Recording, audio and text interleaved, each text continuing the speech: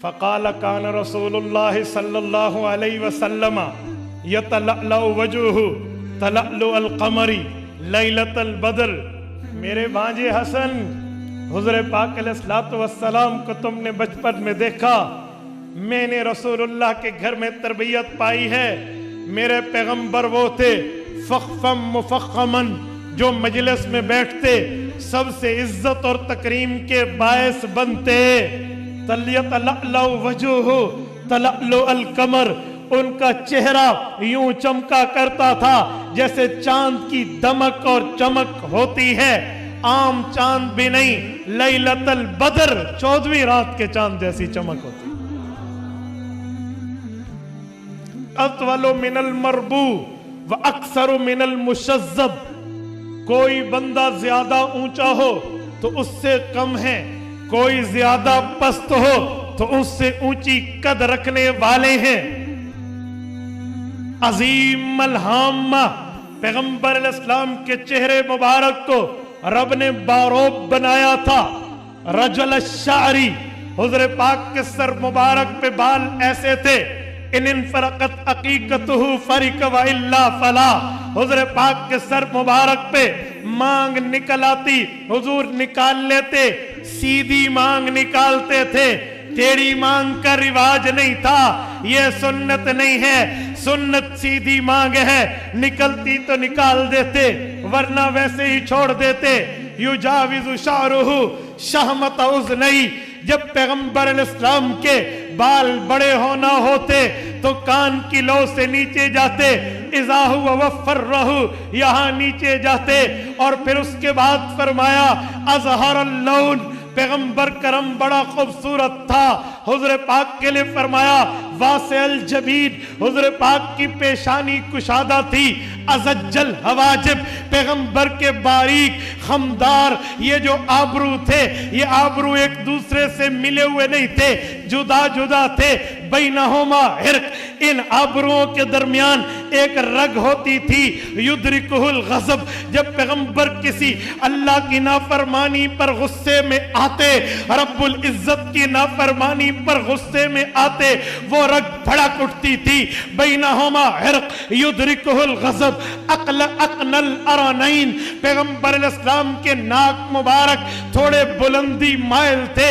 یعلمہ من لم یتأملہ اشما، جو اچانک دیکھتا غور نہ کرتا تو یوں لگتا ناک بڑی لمبی ہے، لیکن یوں نہیں تھی، وہ تو ایک نور کی نورانیت ہوتی جو چمک رہی تھی. کسل لحیہ، پیغمبر کی داڑھی بڑی گھنی تھی، حضور پاک کی داڑھی مبارک بڑی گھنی اور بہترین تھی. رسول اللہ سہل الخدین، پیغمبر کے رخسار مبارک جو تھے وہ ہموار تھے، اونچے اٹھے ہوئے نہیں تھے. آگے فرمایا فصلی الفم، پیغمبر کا چہرہ، پیغمبر کا منہ حضور پاک کا اعتدال کے ساتھ فراق تھا. اور پھر فرمایا دقیق المفلج الاسنان، پیغمبر علیہ السلام کے دانتوں میں تھوڑا تھوڑا سا فاصلہ اور اعتدال کے حسن کو پیدا کر دیتا. دقیق المسروبہ، ہم نے حضور پاک کو احرام کے موقع پہ دیکھا، حضور پاک کے ناف مبارک سے سینے مبارک تک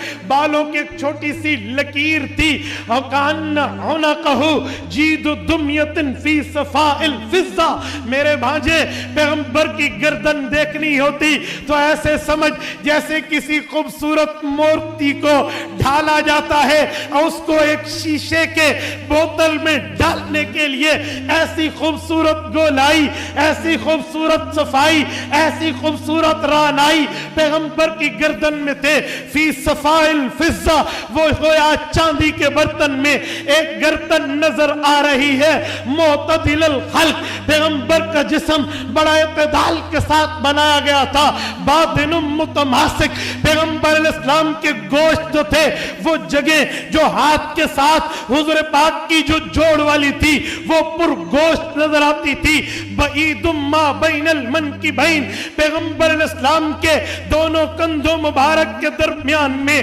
تھوڑا فاصلہ تھا جس سے حسن بڑھ جاتا تھا، زخم القرادیس، پیغمبر کے جوڑوں میں گوشت بھرا ہوا تھا، انور المتجرد، اللہ کی قسم فرمایا وہ جگہ جو کپڑے سے باہر رہتی ہے، جیسے چہرہ، جیسے ہاتھ، جیسے پاؤں کا جو لباس سے باہر رہنے والی جگہ ہوتی تھی، رسول اللہ کی انور المتجرد، اس پر ایسا نور ہوتا تھا ہم حیران ہو جاتے، اوہ ہاتھ باہر ہوتے ہیں، انہیں کبھی کبھی دھوپ بھی لگتی ہے، انہیں آگ اور دھوئیں سے واسطہ بھی پڑتا ہے، پاؤں مٹی میں چلتے ہیں، انہیں کانٹے بھی چبھتے ہیں، انہیں پتھر بھی چبھتے ہیں، انہیں تکلیف بھی ہوتی ہے، فرمایا اس کے باوجود یہ باہر کے جسم کے حصے اتنے پیارے ہوتے، جو لباس کے اندر تھا اس کے حسن کی تو کیا بات ہی تھی، موصولم ما بین اللبتی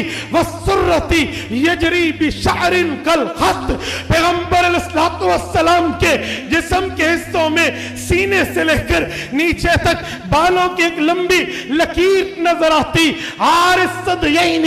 والبطن مما سوا ذالک، اس لکیر والی بالوں کے ارد گرد، اس لکیر والی بالوں کے دائیں بائیں پیغمبر علیہ السلام کے سینے پر، پیغمبر علیہ السلام کے پیٹ مبارک پر بال نظر نہیں آتے تھے، قدرتی پیدا ہی نہیں ہوئے تھے، اور آگے فرمایا اشعر الذراعین والمنکبین واعالی الصدر، پیغمبر علیہ السلام کے بازوؤں پہ بال تھے، کندھوں کی اونچی جگہوں پہ تھوڑے بال تھے، سینے کی وہ حصے کی جگہ جو داڑھی مبارک کے ساتھ تھی، گردن کے ساتھ تھی، ادھر چند بال نظر آتے، باقی نہیں تھی، پھر فرمانے لگے، فرمایا طویل الزندین، پیغمبر علیہ السلام کے جوڑ کے حسن کی تو کیا چاشنی تھی، رحم الراحہ، پیغمبر کی ہتھیلی بڑی کشادہ تھی، یہ سخاوت کی طرف اشارہ ہے کہ سخیوں